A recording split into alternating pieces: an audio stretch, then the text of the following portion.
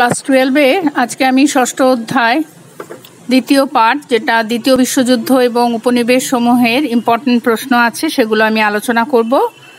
বিশেষ করে ভারতের স্বাধীনতা সংগ্রামে সুভাষচন্দ্র বসুর ভূমিকা কী ছিল, বা সুভাষচন্দ্র বসুর অবদান লেখো ভারতের স্বাধীনতা সংগ্রামে। ভারতের স্বাধীনতা আন্দোলনে নেতাজি সুভাষচন্দ্র বোস এবং তার নেতৃত্বে আজাদ হিন্দ ফৌজের অবদান, এরকম নানাভাবে প্রশ্নটা আসতে পারে, সেটা আমি আজকে তোমাদের সামনে আলোচনা করব।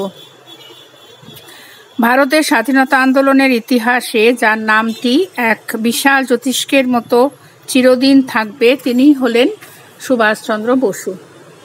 দুঃসাধ্যের সাধক, দুর্গম পথের নির্ভীক এই যাত্রীকে বিশ্বকবি রবীন্দ্রনাথ আশীর্বাদ করে বলেছিলেন, সুভাষচন্দ্র বাঙালি কবি আমি, বাংলাদেশের হয়ে তোমাকে দেশ নায়কের পদে বরণ করি। তার যে স্বাধীনতা সংগ্রামে ভূমিকা, সে বিষয়ে আমরা প্রথমে আলোচনা করতে পারি তার রাজনীতিতে অংশগ্রহণ তিনি কিভাবে করেছিলেন। ছাত্র জীবন থেকেই তিনি ইংরেজ শাসন বিরোধী এক তীব্র মনোভাব পোষণ করতেন এবং তিনি ভারতীয় সিভিল সার্ভিসের লোভনীয় চাকরিকে সেই জন্য তিনি প্রত্যাখ্যান করেছিলেন। দেশবন্ধু চিত্তরঞ্জন দাসের অনুপ্রেরণায় তিনি রাজনীতিতে অংশগ্রহণ করেন এবং কংগ্রেসের মধ্যে যে বামপন্থী চিন্তাধারার অনুপ্রবেশ ঘটে, তাতে জওহরলাল নেহরুর সঙ্গে তিনি নেতৃত্ব দিয়েছিলেন। কিন্তু কিছু সময়ের জন্য গান্ধীজির সঙ্গে তার মতবিরোধ দেখা যায়। 1938 খ্রিস্টাব্দের হরিপুরা কংগ্রেসে তিনি সভাপতি নির্বাচিত হয়েছিলেন। সুভাষচন্দ্রের সংগ্রামী দৃষ্টিভঙ্গি গান্ধীজি ও তার অনুগামীদের একটুখানি ক্ষুব্ধ করেছিল এবং গান্ধীজি ত্রিপুরী কংগ্রেসে সভাপতি হিসেবে ঠিক তার পরের বছর 1939-এ পট্টভি সীতারামাইয়ার নাম প্রস্তাব করেছিলেন।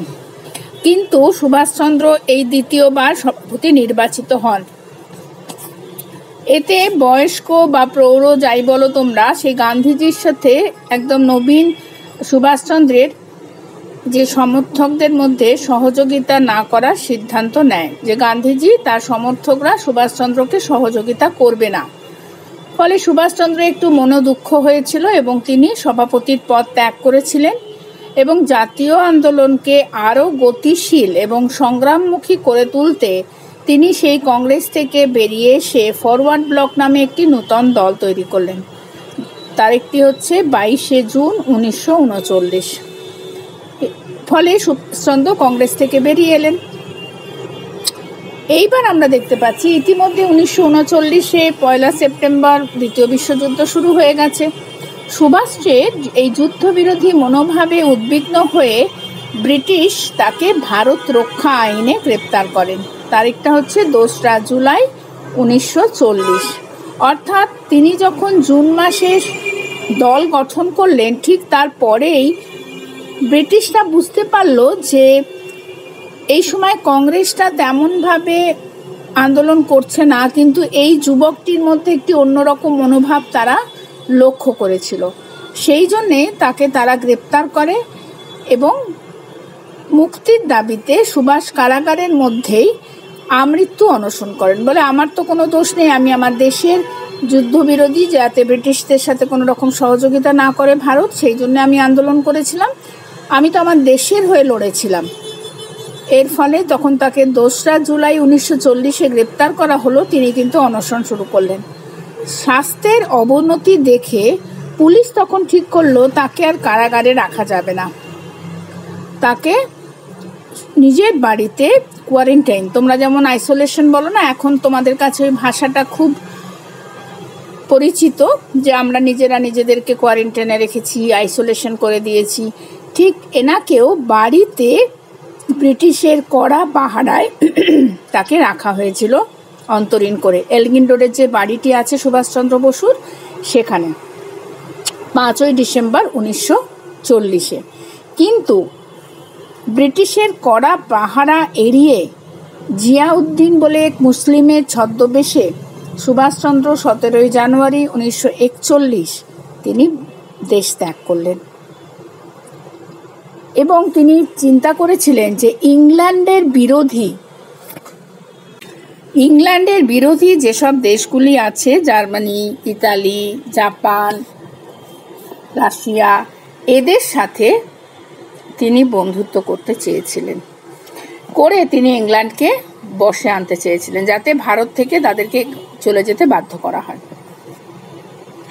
দিল্লি থেকে সুভাষচন্দ্র পৌঁছলেন আফগানিস্তানের কাবুলে, অর্থাৎ বাড়ি থেকে বেরিয়ে তিনি বাই কার তিনি চলে গেছিলেন গোমোতে। গোমো থেকে তিনি একটি ট্রেন ধরে চলে যান পাঞ্জাব এবং সেখান থেকে আফগানিস্তানের কাবুলে। কাবুল থেকে তিনি রাশিয়ায় যান ভারতবাসী স্বাধীনতা লাভে রুশ সাহায্যের লক্ষ্যে।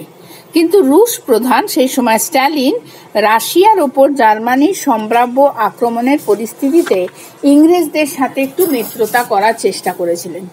তাই তিনি সাহায্যের আশ্বাস না পেয়ে সেইখান থেকে তিনি বিমানযোগে বার্লিনে চলে গেলেন, জার্মানির রাজধানীতে, 28শে মার্চ 1941। বার্লিনে সেখানে সুভাষ জার্মান পররাষ্ট্রমন্ত্রী রিবেনট্রপের সঙ্গে দেখা করেন এবং জার্মান সহযোগিতার ব্রিটিশ বিরোধী প্রচার এবং সেখানে যে সমস্ত ভারতীয় বন্দী ছিল তাদের নিয়ে একটি মুক্তি সেনা গঠনের প্রয়াস চালাতে থাকেন। কিন্তু জার্মানির বিদেশ দপ্তরের তথ্য কেন্দ্রের সহায়তায় সুভাষচন্দ্র গঠন করে ওয়ার্কিং গ্রুপ ইন্ডিয়া, যা পরে স্পেশাল ইন্ডিয়া ডিপার্টমেন্টে পরিণত হয়। 1941-এর শেষের দিকে সুভাষচন্দ্র বার্লিনে গিরিজা মুখার্জি, এম.আর. ব্যাস, A.C.N. নাম্বিয়ার সহ 20 জন ভারতীয়কে নিয়ে ফ্রি ইন্ডিয়া সেন্টার তৈরি করেন এবং এর মুখপত্র হিসেবে ইংরেজি ও হিন্দি একটি দ্বিভাষায় পত্রিকা ছাপানো হয়, নাম আজাদ হিন্দ। জার্মানির হাতে বন্দী ভারতীয় সৈন্যদের নিয়ে সুভাষ ইন্ডিয়ান লিজিয়ন বা ফ্রি ইন্ডিয়া আর্মি নামে একটি সেনা গঠন করেন ডিসেম্বর 1942। এটাই ছিল আজাদ হিন্দ ফৌজ গঠনের প্রথম পরিকল্পনা। উল্লম্ফনকারী ব্যাঘ্র, অর্থাৎ যে বাঘটা লাফাচ্ছে, সেই রকম একটি ছবি ছিল এই সেনাবাহিনীর প্রতীক। এই সেনাদল সুভাষচন্দ্রের দেশপ্রেম, বিপ্লবী আদর্শের প্রতি শ্রদ্ধাশীল হয়ে সর্বপ্রথম তাকে নেতাজি অভিধায় ভূষিত করে এবং জয় হিন্দ ধ্বনি দিয়ে তাকে অভিবাদন করা হয়। ভারতীয় স্বাধীনতা সংগ্রামকে গতিশীল করার জন্য তিনি Azad Hind radio, national congress radio, Azad Muslim radio নামে 3টে গোপন প্রচার কেন্দ্র থেকে ফার্সি, ইংরাজি, হিন্দি, গুজরাটি ও বাংলাতে নিয়মিত প্রচার চালাচ্ছেন, অর্থাৎ যাতে এই বেতার মাধ্যমে ভারতের লোকেরা বিভিন্ন ভাষায় তার যে কার্য পরিকল্পনা যাতে তারা বুঝতে পারে। ইতিমধ্যে জাপানি সরকারের প্রতিশ্রুতি আদায়ে তিনি চিন্তা ভাবনা করেন। 1941 জুন মাসে জার্মানির হঠাৎ রাশিয়া আক্রমণ এবং ওই বছর 7ই ডিসেম্বর ব্রিটেন ও আমেরিকার বিরুদ্ধে জাপানের যুদ্ধ ঘোষণায় বিশ্বযুদ্ধের একটু ছবিটা পাল্টে যায়। সুভাষচন্দ্র উপলব্ধি করেন ভারতের মুক্তি প্রচেষ্টায় এবার জাপানের সহযোগিতায় অধিক কার্যকরী, কারণ কিছুদিন তিনি জার্মানিতে থেকে যখন কাজ করলেন ইতিমধ্যে তিনি দেখলেন রূপ পাল্টে গেছে যুদ্ধের। তিনি চেষ্টা করলেন জাপান থেকে তার সহযোগিতা পাওয়া বেশি দরকার, কেননা জার্মানিটা এমনিতে ভারতের থেকে অনেক দূর, তারা সেইভাবে তাদেরকে সাহায্য করতে পারবে না। কিন্তু জাপান যেহেতু ভারতের খুব কাছে, সেজন্য জাপান যুদ্ধের যা কিছু সেনাবাহিনী হোক বা অন্যান্য কিছুতে তাকে সাহায্য করতে পারবে। ঠিক এই সময় জাপান প্রবাসী বিপ্লবী রাসবিহারী বসু তিনি সেখানেই থাকতেন। তার আহ্বানে সুভাষচন্দ্র 3 মাসের অধিক সময় ধরে এক দুঃসাহসিক সাবমেরিন অভিযানে টোকিও উপস্থিত হয়েছিলেন 13ই জুন 1943। তাহলে বুঝতে পারছো, নিজের দেশের জন্যে, দেশের স্বাধীনতার জন্যে সুভাষচন্দ্রকে সাবমেরিনে করে 3 মাস তাকে জার্মানি থেকে জাপানে আসতে হয়। ভারতের স্বাধীনতা প্রশ্নে সুভাষচন্দ্র পরপর 2 বার জাপানি প্রধানমন্ত্রী হিদেকি তোজোর সঙ্গে কথা বলেন বা দেখা করেন। জাপানের আইনসভার ডায়েটে সুভাষচন্দ্রের উপস্থিতিতে তোজো ভারতের পূর্ণ স্বাধীনতার জন্য তাকে সুভাষকে নিঃশর্ত সাহায্যের প্রতিশ্রুতি দেন।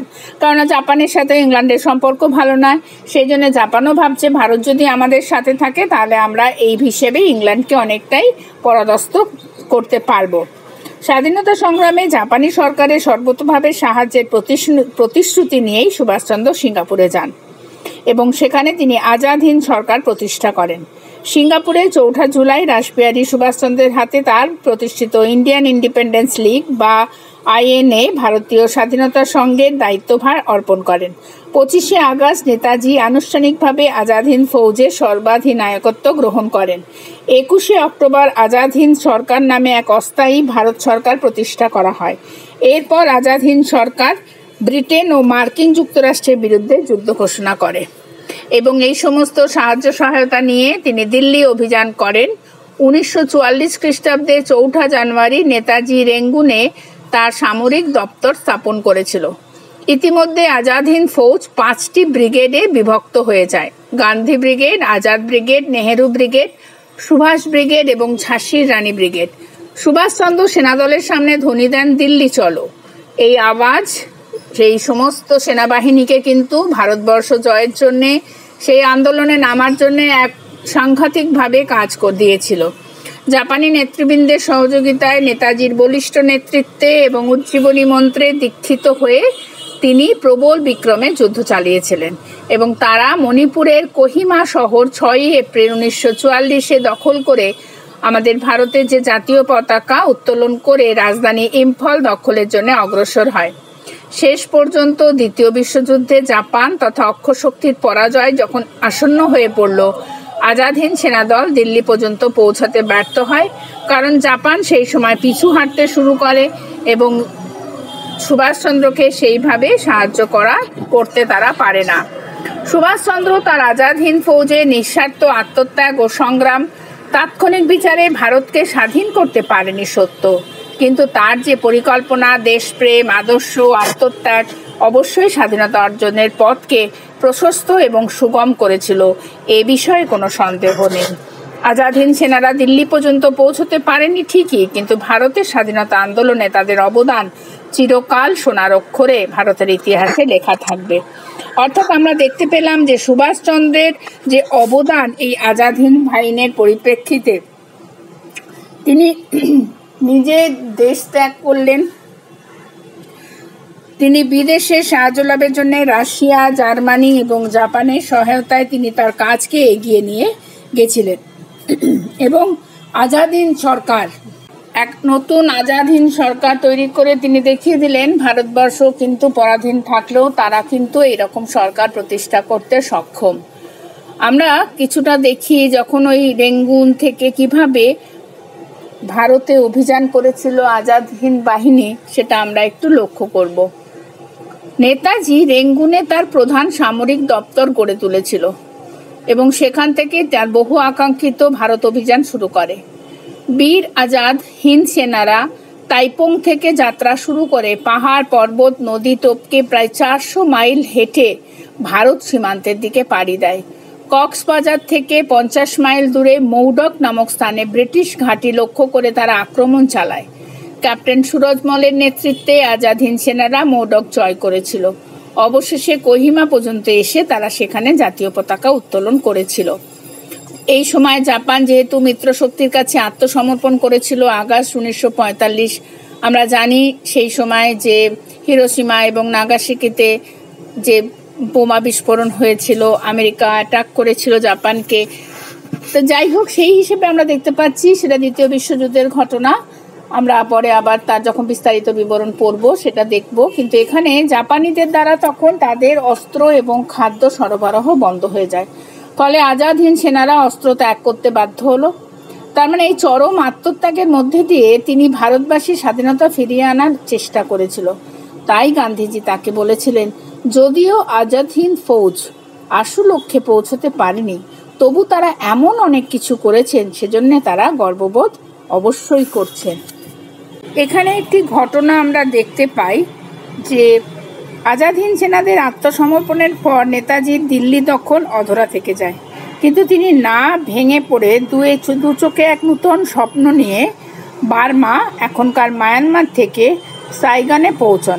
কথিত আছে এরপর ফরমোজার কাছে তাইহকুতে এক বিমান দুর্ঘটনা হয়েছিল এবং সেখানে নাকি তিনি মারা যান।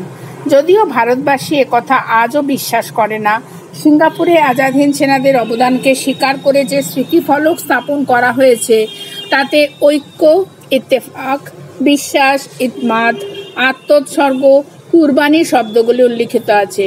শব্দগুলি আজও আজাদ হিন্দ যোদ্ধাদের প্রতি শ্রদ্ধা জানায়।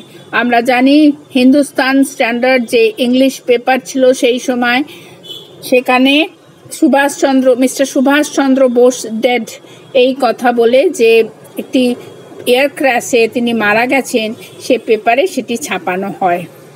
আমরা এবার দেখব আজাদ হিন্দ বাহিনীর মূল্যায়ন। তারা সাম্প্রদায়িক সম্প্রীতি স্থাপন করেছিল। আমরা জানি আজাদ হিন্দ বাহিনীর সেনারা সবাই কি হিন্দু ছিল? নিশ্চয়ই না। তাহলে ধর্ম এবং জাতি ভেদ ভুলে এই সেনারা মাতৃভূমির মুক্তি যুদ্ধে এই আজাদ হিন্দ সেনাতে তারা লড়াই করেছিল। নৌবাহিনীতে প্রভাব। আজাদ হিন্দ সেনাদের এই চরম আত্মত্যাগ এবং বীরত্বপূর্ণ লড়াই আমাদের যে ব্রিটিশ নৌবাহিনী সেই সময় ছিল, তারা ভারতীয় নৌসেনারা মনে মনে বিদ্রোহী মনোভাব জাগিয়ে তোলে এবং এর পরেই আমরা দেখতে পাচ্ছি নৌ বিদ্রোহ ঘটবে 1946-এ। কারণ ভারতীয় সেনাবাহিনী তো প্রবল অসন্তোষ সেই সময় শুরু হয়ে গেল। স্বাধীনতার সমস্যা আন্তর্জাতিক স্তরে উত্থাপন। এই প্রথম আমরা দেখলাম আমাদের নিজেদের ভারতের মধ্যে কিন্তু আর সমস্যা রইল না। এই আজাদ হিন্দ বাহিনীর জন্যেই আন্তর্জাতিক প্রসঙ্গে এই সমস্যাটা রূপান্তরিত হয় এবং ব্রিটিশ সরকার যে অন্যায় করে আসছিল এই সত্য বিশ্ববাসীকে অনুভব করানোর কৃতিত্ব কিন্তু আজাদ হিন্দ বাহিনীর প্রাপ্য। না হলে সুভাষচন্দ্র নিজের দেশের থেকেই তো আন্দোলন করতে পারত, কিন্তু তিনি সারা বিশ্বে আমাদের ভারতের সমস্যাকে তুলে ধরে তাদের সামনে ধরেন যে ইংরেজ আমাদেরকে ব্রিটিশ কিভাবে আমাদেরকে পরাধীন রেখেছে, এই অসত্যটিকে তিনি সামনে প্রকাশ করেন। বিদেশের মাটিতে বৃহত্তর সংগ্রাম, অর্থাৎ এই লড়াই ভারতবাসীকে সিদ্ধারা করে সোজা হতে দাঁড়িয়ে শিখেছিল যে বিদেশের মাটিতে দাঁড়িয়ে ভারতের স্বাধীনতার জন্য সব থেকে বড় মুক্তি সংগ্রাম। ঠিক যেমন ইতালির ঐক্য সাধনে ম্যাৎসিনি করেছিল ভারতের অভ্যন্তরে সেনাবাহিনীদের নিয়ে কাজ, কিন্তু ক্যাভুর বলেছিল বৈদেশিক সাহায্য না হলে আমরা কিছুতে এই স্বাধীনতা পেতে পারি না। ভারতবাসীর দেশাত্মবোধের উজ্জীবন আমরা দেখতে পাই, কারণ এই আজাদ হিন্দ সেনাদের বিচারের জন্য দিল্লির লালকেল্লাতে নিয়ে যাওয়া হয়েছিল। বিচার চলাকালীন তাদের বীরত্বপূর্ণ আত্মত্যাগ ও সংগ্রামের কাহিনী যত প্রকাশিত হতে থাকে তত ভারতবাসী দেশাত্মবোধে উদ্বুদ্ধ হতে থাকে। এই পরিস্থিতিতে পেন্ডেরেল মুন আগ্নেয়গিরির কিনারার সঙ্গে তুলনা করেছেন। ব্রিটিশ লেখক ফিলিপ মেসন বলছেন ঐতিহাসিক বিচার ব্রিটিশ শাসনের মৃত্যু ঘণ্টা ধ্বনিত হয়েছিল, কারণ সারা ভারতবর্ষ বুঝে গিয়েছিল এরা নিজের দেশের জন্য স্বাধীনতা আন্দোলন করেছে এবং সেখানেও তারা বিচারের সম্মুখীন হয়। আজাদ হিন্দ বাহিনীর ব্যর্থতার উপর করতে গেলে আমরা দেখি তা আমরা আসলে পরনির্ভরশীল হয়েছিলাম। সত্যি আমাদের নিজেদের কোনো সেই রকম পরিমাণ সেনাবাহিনী, অস্ত্রশস্ত্র, রণকৌশল ছিল না বলেই তো আমরা জাপান এবং জার্মানির কাছে দৌড়ে গিয়েছিলাম এবং সেখান থেকে কাজ পরিচালনা করার জন্য সুভাষচন্দ্র তাদের সবাইকে অনুরোধ জানান। এটা অবশ্যই পরনির্ভরশীলতার প্রশ্ন। ভারত থেকে সহযোগিতার অভাব। সেই সময় কিন্তু ভারতে জাতীয় নেতৃবৃন্দ কোনোভাবেই তার সাথে কোনো যোগসূত্র করার চেষ্টা করেনি এবং এটা যদি একটা গণ অভ্যুত্থান সেই সময় ঘটতো তাহলে হয়তো ভেতরে এবং বাইরে থেকে যে আন্দোলন একসাথে হতে পারত। দুর্ভাগ্যজনকভাবে তা না ঘটায় এই সেনারা একাই কিন্তু লড়েছিল এবং ব্যর্থ হয়েছিল। মনে হয় একটু ভ্রান্ত সময়, কারণ যে দ্বিতীয় বিশ্বযুদ্ধ চলছে সেই সময় কি পরিস্থিতি হবে, প্লাস আমাদের একটা প্রকৃতির ব্যাপারও রয়েছে। কিছুদিন পরেই বর্ষা নেমে যাওয়ায় সেই পর্বতশঙ্কুর উত্তর পূর্ব ভারতের যে দুর্গম পার্বত্য রাস্তা, সেখানে কিন্তু যোগাযোগ ব্যবস্থা এত খারাপ, সেনাবাহিনীর কাছে খাদ্য, অস্ত্র কিছুই পৌঁছানো যায়নি। এটাও হয়তো ভ্রান্ত সময় নির্বাচন হয়েছিল। অন্তর্দ্বন্দ্ব এবং ভ্রান্ত রণনীতি। জাপানি সেনাপতি মুতাগোচিদের সঙ্গে কিছু সেনানায়কের বিরোধিতায় কোহিমা পর্যন্ত এগিয়েও তারা ডিমাপুর আক্রমণ করতে পারেনি এবং এই ডিমাপুর ছিল ব্রিটিশের রসদ ভাণ্ডার। ইম্ফল জয় অনেক সহজ হতো, তাহলে হয়তো ওরা অনেকটাই এগোতে পারত। আমরা দেখছি বিস্তীর্ণ অঞ্চল জুড়ে সেনা সমাবেশ না করে একটি নির্দিষ্ট স্থানে কেন্দ্রীভূত হয়ে লড়াই করার প্রয়োজন ছিল। এই অন্তর্দ্বন্দ্ব, ভ্রান্ত রণনীতি আজাদ হিন্দকে ব্যর্থতার জন্য দায়ী করা হতে পারে। জাপানের অসহযোগিতা তাদের কিছুই করার নেই। তারা যখন দ্বিতীয় বিশ্বযুদ্ধে আত্মসমর্পণ করতে বাধ্য হয়েছে সেই সময় কিন্তু তাদের পিছিয়ে যেতে তারা বাধ্য হয়। সেনানায়ক শাহনওয়াজ খান তার মাই মেমোরিজ অফ আইএনএ আর নেতাজি গ্রন্থে লিখেছে, জাপানিরা প্রয়োজনীয় রসদ ও সাহায্য না দিয়ে ইচ্ছাকৃতভাবে নাকি ব্যর্থতার দিকে ঠেলে দিয়েছিল। কিন্তু এ কথা তো বলা যায় না, তারা যতই হোক সাহায্য তো করেছিল, তারা একটা বিদেশি দেশ, কিন্তু প্রত্যেকটার মানুষের তাদের যা কিছু লেখার নিজস্বতা তারা লিখেছেন। কিন্তু যাই হোক, আমরা ব্যর্থ হয়েছি, কিন্তু আর 2 বছর পর আমরা কিন্তু স্বাধীনতার আলো দেখেছিলাম। সেই জন্য এই ব্যর্থতাই আমাদের কাছে অনেকটাই গুরুত্বপূর্ণ হয়ে উঠেছিল। কারণ এরপর 5ই নভেম্বর 1945 দিল্লির লালকেল্লায় যখন তাদের সেনাদের বিচার শুরু হলো এবং বিচারে 20,000 বন্দী প্রকাশ্যে বিচারের যখন সিদ্ধান্ত নেওয়া হলো, সেনাপতির প্রথম শাহনওয়াজ খান, পি.কে. সেহগাল, জি.এস. ধিল্লানের বিরুদ্ধে সিদ্ধান্ত নেওয়া হলো একজন মুসলমান, একজন হিন্দু, একজন শিখ, 3 ধর্মের 3 জন মানুষের বিচারের প্রহসনে হিন্দু, মুসলমান, শিখ নির্বিশেষে সারা ভারত কিন্তু গর্জে উঠেছিল। এবং সেখানে আমরা দেখলাম এরপরে আমরা যে নৌবিদ্রোহ আমরা লক্ষ্য করতে পারবো। আজাদ হিন্দ সেনাদের সমর্থনে কিন্তু সর্বস্তরের মানুষ প্রতিবাদে ঝড় তুলেছিল। আমরা দেখতে পাচ্ছি খেটে খাওয়া মানুষ থেকে শুরু করে বিত্তশালী ভারতীয় সবাই ব্রিটিশ বিরোধী প্রতিবাদে সক্রিয়ভাবে এগিয়ে আসে। কংগ্রেস আইনজীবীরা সমর্থন করে, ভারতীয় সেনাদেরও কিছু সমর্থন পাওয়া যায়। বিভিন্ন রাজনৈতিক দলের কার্যকলাপ আমরা দেখতে পাচ্ছি, তাদের হয়ে বিভিন্ন গুরুদ্বার কমিটি, বোম্বাই ও কলকাতা চিত্রতারকারা, বোম্বাই ও অমরাবতী টাঙ্গাওয়ালারা এই অর্থ সাহায্য করে এই আন্দোলনকে আরও এগিয়ে নিয়ে যেতে সাহায্য করে। গণবিক্ষোভ হয় সারা ভারতবর্ষ, দেশ জুড়ে। আজাদ হিন্দ দিবস, আজাদ হিন্দ সপ্তাহ, জয় হিন্দ, আজাদ হিন্দ সেনাদের মুক্তি চাই, লালকেল্লা ভেঙে পড়ো ইত্যাদি ধ্বনিতে ভারত কিন্তু মুখরিত হয়ে ওঠে। অর্থাৎ জাতি, ধর্ম, বর্ণ, সামাজিক অবস্থান ও রাজনৈতিক মতপার্থক্যে আসমুদ্র হিমাচল ভারতবর্ষ ব্রিটিশের বিরুদ্ধে আন্দোলনে সামিল হয়েছিল। 1945 খ্রিস্টাব্দের ডিসেম্বর মাসে দক্ষিণ কলকাতার দেশপ্রিয় পার্কে সবচেয়ে বড় সভাটা আয়োজিত হয়েছিল। কয়েক লক্ষ মানুষ সেখানে সমাবেশ হয়েছিল এবং ভাষণ দিয়েছিল নেতাজিরই বড় ভাই শরৎচন্দ্র বসু, জওহরলাল নেহেরু এবং বল্লভভাই প্যাটেল। কলকাতায় ছাত্র আন্দোলন হয়, এখানে আন্দোলনে ছাত্ররা উল্লেখযোগ্য ভূমিকা নিয়েছিল। 21শে নভেম্বর 1945 ফরওয়ার্ড ব্লকের ছাত্র সংগঠন, কমিউনিস্ট পার্টির ছাত্র সংগঠন, ইসলামিয়া কলেজ বর্তমানে মৌলানা আজাদ কলেজ সহ বিভিন্ন শিক্ষা প্রতিষ্ঠানের ছাত্ররা কিন্তু মিছিল করে। ডালহৌসি স্কোয়ারে ঢুকতে গেলে পুলিশ গুলি চালায়। ক্যালকাটা টেকনিক্যাল স্কুলের ছাত্র রামেশ্বর ব্যানার্জি, শ্রমিক আব্দুস সালাম মারা যান। এই ঘটনাকে কেন্দ্র করে পরের 2 দিন কলকাতা জুড়ে প্রচণ্ড বিক্ষোভ। ট্রাম, বাস, ট্রেন, ট্যাক্সি, রিক্সা সহ বাজার, হাট, স্কুল, কলেজ সমস্ত কিছু বন্ধ হয়ে যায়। এইবার 1 ডিসেম্বর 1945 সরকার ঘোষণা করেছিলেন হত্যা ও নৃশংস ব্যবহারে জড়িত ব্যক্তি ছাড়া সব বন্দীকেই মুক্তি দেওয়া হবে। কিন্তু পরের বছর 11ই ফেব্রুয়ারি অর্থাৎ 1945-এর 1 ডিসেম্বর এই ঘোষণাটা করেছিল, কিন্তু পরের বছর 11 থেকে 13ই ফেব্রুয়ারি 1946 কলকাতা আবার বিক্ষোভে উত্তাল হয়ে ওঠে, কারণ আজাদ হিন্দ ফৌজের ক্যাপ্টেন রশিদ আলীর বিচারকে কেন্দ্র করে। ক্যাপ্টেন রশিদ আলীকে বিচারে 7 বছর সশ্রম কারাদণ্ড দেওয়া হয়। এরই প্রতিক্রিয়া হিসেবে 11ই ফেব্রুয়ারি কলকাতায় ব্যাপক ছাত্র ধর্মঘট এবং 12 তারিখে রশিদ আলী দিবস পালিত হয় এবং সমস্ত শিল্পাঞ্চল ধর্মঘট হয়। কলকাতা এবং তার পার্শ্ববর্তী অঞ্চলে ওয়েলিংটন স্কোয়ারে ওই দিন সন্ধ্যাবেলায় বিশাল সমাবেশে মুসলিম লীগ, কংগ্রেস, কমিউনিস্ট নেতারা বক্তব্য রাখার পর ডালহৌসি স্কোয়ারের দিকে মিছিল করে যায়। কলকাতা অসামরিক প্রশাসন ব্যবস্থা ভেঙে পড়ে। সেনাবাহিনী কলকাতার শান্তি শৃঙ্খলা রক্ষার দায়িত্ব নেয়। এখানে 84 জন নিহত হয় এবং 300 জন আহত হয়। এই পরিপ্রেক্ষিতে কিশোর কবি সুকান্ত ভট্টাচার্য কলকাতার এই গণ আন্দোলনের পরিপ্রেক্ষিতে সেদিন লিখেছিলেন, বিদ্রোহ আজ, বিদ্রোহ চারিদিকে, আমি যাই তারই দিন পঞ্জিকা লিখে। এই আন্দোলনের তীব্রতা এবং ব্যাপকতায় বিস্মিত ব্রিটিশ সরকার শেষ পর্যন্ত আজাদ হিন্দ সেনাদের বিচার বাতিল করতে বাধ্য হয় এবং অমলেশ ত্রিপাঠী বলেছেন, মৃত সুভাষ জানি না তা ঠিক, কিন্তু জীবিত সুভাষের চেয়ে ঢের বেশি শক্তিশালী প্রতিপন্ন হয়েছিল। এরপরেই 1946-এ নৌবিদ্রোহ ঘটে। আমরা জানি 1946 খ্রিস্টাব্দের ফেব্রুয়ারিতে বোম্বাই বন্দরে রয়্যাল ইন্ডিয়ান নেভির তরোয়াল জাহাজে রেডিও অপারেটর বলাই দত্ত স্লোগান লেখেন, ইনকেলাব জিন্দাবাদ, ব্রিটিশ কুইট ইন্ডিয়া, বন্দে মাতরম, জয় হিন্দ।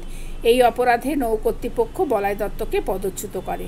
এরই প্রতিবাদে রয়্যাল ইন্ডিয়ান নেভির প্রধান MS খানের নেতৃত্বে 1500 নাবিক বিদ্রোহ ঘোষণা করে 18 ফেব্রুয়ারি, এবং বোম্বাইয়ের 22টা জাহাজ এবং করাচির হিন্দুস্তান জাহাজে এই বিদ্রোহের সূচনা হয়। অর্থাৎ INA সেনাদের বিচার আমরা এর আগেই দেখলাম। আজাদ হিন্দ ফৌজের সেনাদের যে লালকেল্লায় নিয়ে আসা হয়, সেই চিন্তায় এই নৌ সেনারা প্রচণ্ড বিক্ষোভ ছিল। তারা কী করতো, সেই বীরত্বপূর্ণ লড়াই ও আত্মত্যাগের কাহিনী প্রকাশিত হয়েছিল, নৌসেনাদের উদ্বুদ্ধ করেছিল। ব্রিটিশ কর্মচারীদের খারাপ ব্যবহার, বেতনের বৈষম্য, নিম্নমানের খাদ্য সরবরাহ, পদোন্নতি ও পুনর্বাসনের সুযোগ না থাকা, দক্ষিণ এশিয়ার মুক্তি সংগ্রাম, এই নিয়ে ভারতীয় সেনাদের ওপর নানাভাবে ব্রিটিশ সেনারা কুব্যবহার করে যেত। এইভাবে আমরা দেখলাম তরোয়াল জাহাজের পর বিভিন্ন জায়গায় কলকাতা, করাচি, মাদ্রাজ, বিশাখাপত্তনম এই বিদ্রোহের আগুন ছড়িয়ে পড়ে। ইংরেজ ভারত ছাড়ো ধ্বনিতে বিদ্রোহীরা মুখরিত হয়। স্ট্রাইক কমিটির দাবি, নেভেল সেন্টার স্ট্রাইক কমিটি গঠন হয় 19 ফেব্রুয়ারিতে। এই কমিটির প্রেসিডেন্ট MS খান, ভাইস প্রেসিডেন্ট হন মদন সিং। ব্রিটিশ কর্তৃপক্ষের কাছে পেশ করেন যে নৌ সংগ্রাম পরিচালনা ও বিভিন্ন বিদ্রোহী কেন্দ্রের মধ্যে সমন্বয় সাধনের প্রয়োজন আছে। আন্দোলনের অবসান হয় 23 ফেব্রুয়ারি। ব্রিটিশ সেনাবাহিনী বিদ্রোহ নিয়ন্ত্রণে আনতে ব্যর্থ হলে সেনাধ্যক্ষ অ্যাডমিরাল গডফ্রের নির্দেশে ডক অঞ্চলে বিমান থেকে গোলাবর্ষণ করা হয়। অবশেষে সর্দার বল্লভভাই প্যাটেলের নির্দেশে বিদ্রোহীরা আত্মসমর্পণ করে। তার মানে আলাপ আলোচনার ওপর গুরুত্ব দরকার, যে ভয় দেখিয়ে বা দমন করে নয়।